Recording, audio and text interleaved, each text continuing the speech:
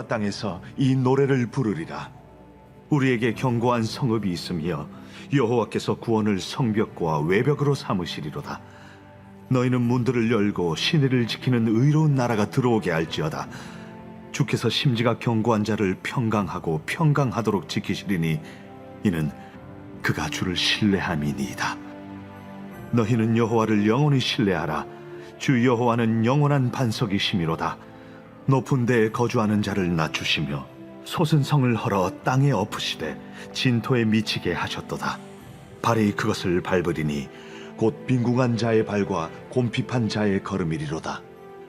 의인의 길은 정직하며 정직하신 주께서 의인의 첩경을 평탄하게 하시도다.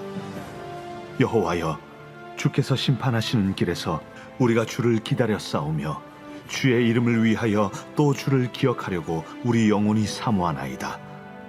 밤에 내 영혼이 주를 사모하여 싸운즉 내 중심이 주를 간절히 구하오리니 이는 주께서 땅에서 심판하시는 때에 세계의 거민이 의를 배움이니이다. 악인은 은총을 입을지라도 의를 배우지 아니하며 정직한 자의 땅에서 불의를 행하고 여호와의 위엄을 돌아보지 아니하는도다. 여호와여, 주의 손이 높이 들릴지라도 그들이 보지 아니하오나 백성을 위하시는 주의 열성을 보면 부끄러워할 것이라. 불이 주의 대적들을 사르리이다. 여호와여, 주께서 우리를 위하여 평강을 베푸시오리니 주께서 우리의 모든 일도 우리를 위하여 이루심이니이다. 여호와 우리 하나님이시여, 주 외에 다른 주들이 우리를 관할하여 싸우나 우리는 주만 의지하고 주의 이름을 부르리이다. 그들은 죽었은즉 다시 살지 못하겠고 사망하였은즉 일어나지 못할 것이니 이는 주께서 벌하여 그들을 멸하사 그들의 모든 기억을 없이 하셨음이니이다. 여호와여, 주께서 이 나라를 더 크게 하셨고 이 나라를 더 크게 하셨나이다. 스스로 영광을 얻으시고 이 땅의 모든 경계를 확장하셨나이다. 여호와여, 그들이 환난 중에 주를 앙모하여 싸우며 주의 징벌이 그들에게 임할 때에 그들이 간절히 주께 기도하였나이다. 여호와여, 잉태한 여인이 상기가 임박하여 상고를 겪으며 부르짖음같이 우리가 주 앞에서 그와 같으니이다. 우리가 잉태하고 상고를 당하였을지라도 바람을 낳은 것 같아서 땅에 구원을 베풀지 못하였고 세계의 거민을 출산하지 못하였나이다. 주의 죽은 자들은 살아나고 그들의 시체들은 일어나리이다. 티끌에 누운 자들아, 너희는 깨어 노래하라. 주의 이슬은 빛난 이슬이니 땅이 죽은 자들을 내놓으리로다. 내 백성아 갈지어다. 내 밀실에 들어가서 내 문을 닫고 분노가 지나기까지 잠깐 숨을 지어다. 보라, 여호와께서 그의 처소에서 나오사 땅의 거민의 죄악을 벌하실 것이라. 땅이 그 위에 잦았던 피를 드러내고 그 살해당한 자를 다시는 덮지 아니하리라. 그날에 여호와께서 그의 견고하고 크고 강한 칼로 날렘 뱀 리워야단 곧 꼬불꼬불한 뱀 리워야단을 벌하시며 바다에 있는 용을 죽이시리라. 아멘. 이사야 말씀 계속 이제 나누고 있습니다. 그래서 하나님의 백성들을 향한 또 열방을 향한 심판과 회복의 말씀, 이제 구도가 계속 비슷한 구조로 반복이 되고 있습니다. 그래서 이게 굉장히 긴 본문을 오늘도 읽었는데 이게 이제 24장부터 시작된 하나님의 열방을 향한 심판과 더불어서 회복의 말씀을 하고 있다는 그 구조를 안고 이제 보면은 이게 이제 회복 때에 여호와의 백성은 이렇게 반응을 하는구나라는 그런 말씀을 알 수 있을 겁니다. 그래서 특별히 이제 26장 오늘 읽은 26장부터 내일 본문 27장까지는 하나님이 미래 구원을 이제 하시잖아요.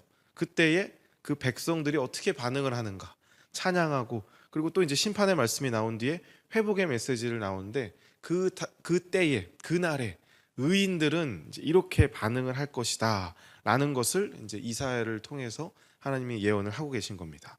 그래서 개인적으로 오늘 26장 오늘 본문을 묵상하면서 마치 이제 시편 같다는 생각이 들더라고요. 그래서 막 하나님을 찬양하는 거죠. 그래서 1절에서 이렇게 말하지 않습니까? 그날에 유다 땅에서 이 노래를 부르리라 하고 이제 시작이 되는 거예요. 노래인 겁니다. 찬양하는 거죠. 여호와의 백성들이 그날에 주님이 다시 오실 주님을 보면서 이렇게 찬양한다라는 내용이 오늘 이제 본문입니다. 그래서 1절부터 6절까지는 그 여호와께서 어떤 분이신지, 우리가 찬양을 하면 그 대상이 있지 않습니까? 여호와가 어떤 분이신지를 막 이렇게 얘기하는 거예요. 신실하시고 의로우시고 우리의 반석 되시는 얼마나 강한 분이신지를 막 찬양하고 높입니다. 이 사람들이 이제 그날이라고 하면은 이제 끝날 아닙니까? 우리가 이미 종말의 시대를 살고 있지만 정말 주님께서 다시 오실 그날에 이렇게 하나님을 찬양하는 자들이라는 말은 그때까지 버티고 기다린 자들이거든요. 그 세상의 풍파에도 갈수록 그 악해지는 그 세상에서도 신앙을 잃지 않고 견고하게 서서 버틴 자들입니다. 그때 가서 뒤늦게 하나님 오셨네 하고 나 그럼 바꿔야겠다 라가 이게 아니라 이미 주어진 나의 삶 속에서 어떻게든 하나님의 말씀을 내가 지키려고, 그걸 믿어보려고 막 노력하고 의지하는 그런 사람들, 유혹과 시험에도 끝끝내 하나님을 신뢰하는 그 마음으로 버틴 자들, 이 믿음을 잃지 않은 자들이었기 때문에 여러분, 그러한 자들이라면 이제 주님이 오시는 걸 보면서 무슨 생각을 하겠습니까? 가장 먼저 나올 수 있는 반응이 뭐겠습니까?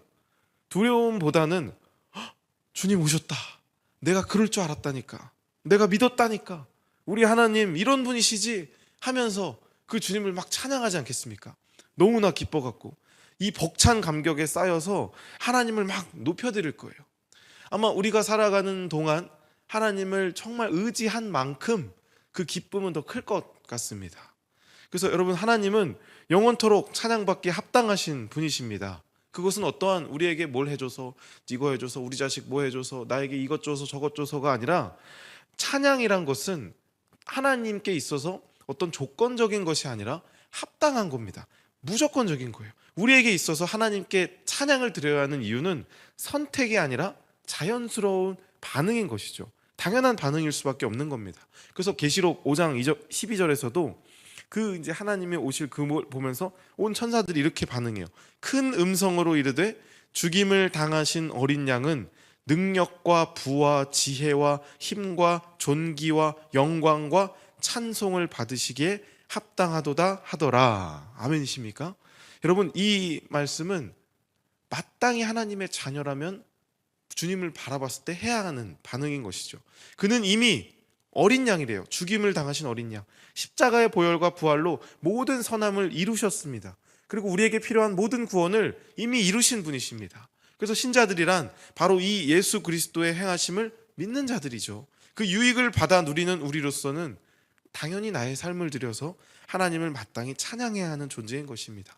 어떤 이유 때문이 아니라, 어떤 조건 때문이 아니라 예수님 때문에, 내가 죽고 예수가 살기 때문에. 이것은 이 땅에서 해당되는 말이 아니죠.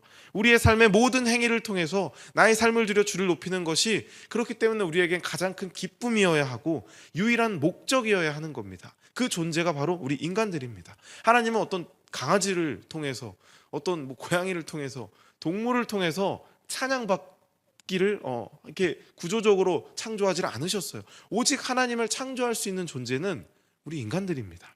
근데 그 인간들이, 하나님께 창조된 그 인간들이 하나님을 찬양하지 않는다면 그 유일한 목적을 잃어버린 거 아닙니까? 그것이 바로 죄입니다.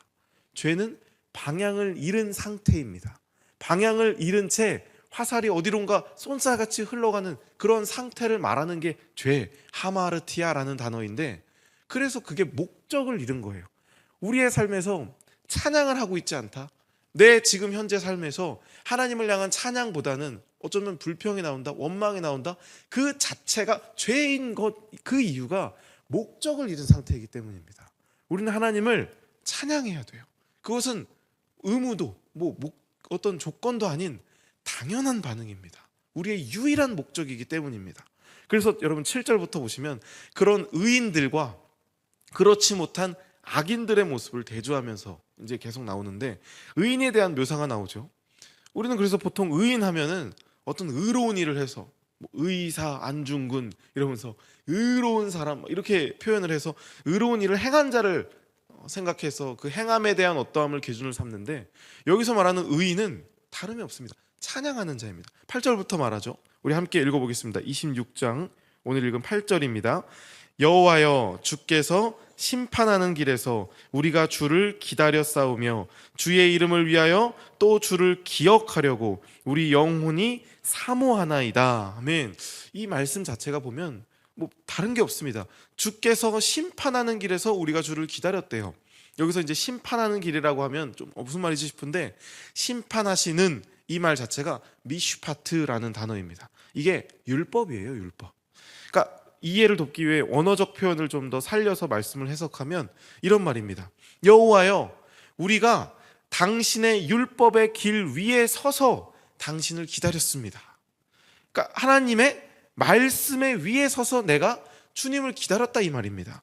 의인이란 바로 하나님의 말씀 위에 서 있는 자들이라는 거예요. 그래서 복 있는 자를 말하면서도 그 말씀을 주야로 묵상하는 자라고 얘기하고, 하나님께서 여호수아에게 명령을 할 때도 오직 너는 극히 담대히 하면서 뭘 강조합니까?